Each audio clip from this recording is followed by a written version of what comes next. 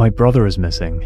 Anyone who saw My cousin went missing yesterday in Zakim. Ahab Adel Mansour, 16 years old, went missing in the Zakim area. My son went missing while going to the aid area in Zakim on Sunday. Messages from desperate families, all searching for loved ones who went out to seek aid and never came back. 23-year-old Amar Wadi was one of them, last seen in June going to the Zakim crossing in northern Gaza, where United Nations food trucks entered. His mother is still desperate for answers. نفسي أرتاح أعرف وين مصيره يعني حتى يعني لو شهيد الحمد لله كله من الله رضا راضيني بربنا. Wadi's fate is still unknown, but a CNN investigation based on videos, satellite imagery, and eyewitness accounts points to the Israeli military bulldozing the bodies of some of those killed near the Zakim crossing. IDF whistleblowers who spoke to CNN also point to a broader pattern of the Israeli military mishandling bodies in ways that could amount to war crimes. Collecting humanitarian aid became a deadly reality in Gaza over the summer before the ceasefire took effect.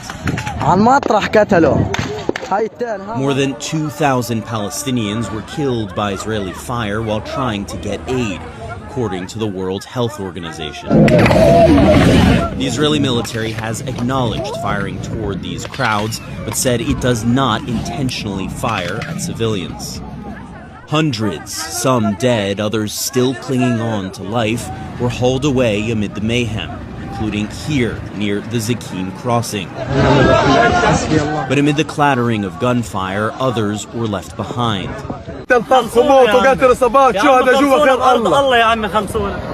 6 aid truck drivers told CNN they saw dozens of bodies near the Zakim crossing.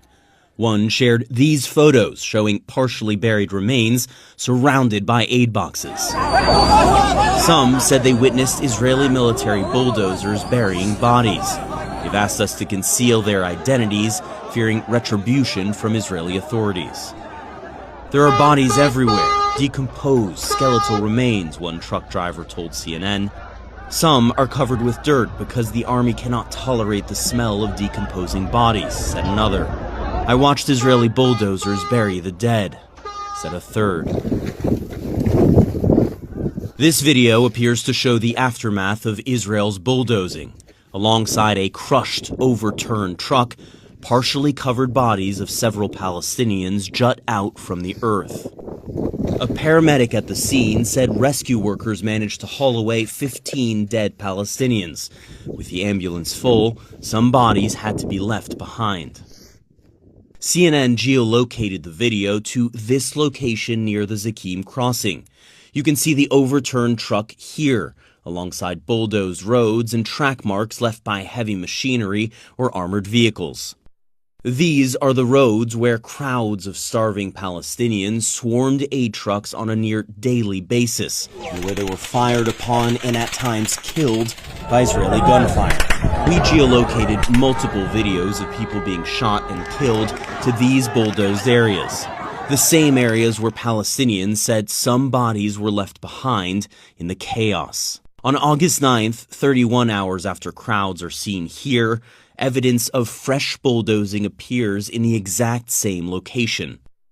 This video shows just how close Israeli forces, including this D9 bulldozer, were to those crowds. The soldiers came in front of us, eyes to eyes, and the quadcopter was 10 meters away from us. They were shot in front of us, and there is a martyr that stayed over there, and no one could get close to him. We begged the soldiers to carry him back, but they didn't allow us. We provided the Israeli military with GPS coordinates for the locations where bodies were likely bulldozed and a detailed list of questions. The military said bulldozers positioned in the Zakim area are, quote, used for operational purposes, to deal with IED threats and for routine engineering needs. It denied they were used to remove bodies, but did not address questions about burying them. The military also declined to describe its protocol for dealing with bodies in Gaza. The Israeli military's apparent improper disposal of bodies of Palestinians stretched far beyond Zakim. We spoke with 2 Israeli soldiers on condition of anonymity due to fears of retribution. Both described bodies of Palestinians being buried in shallow, unmarked graves in different parts of Gaza. Essentially, the idea was to shove the body with a bunch of dirt clearing the road and push it to the sides. And that was it? That was it, yeah. The grave was not marked? No. There was no identification process or notification process to any international or Palestinian organization? Not that I was aware of, not in my unit. So essentially, we were never given any protocol or any order of how to handle any bodies. There was never once that anyone told us, if you have a body, this is what should be done. By allowing the dead to become the missing, international law experts say bulldozing bodies into unmarked graves can violate international law. And if those bodies are mutilated or desecrated, the practice can rise to the level of outrages upon personal dignity, a war crime under the Geneva Conventions. As for Amar Wadi, about a month after he went missing in late June, his phone was returned to his family. A message had been left on the home screen. "Forgive me, Mom, if anything happens to me. Whoever finds my phone, please tell my family that I love them so much." A message that reads like a young man's final words. Words that are impossible for a mother to accept without a body to bury. Jeremy Diamond, CNN, Jerusalem.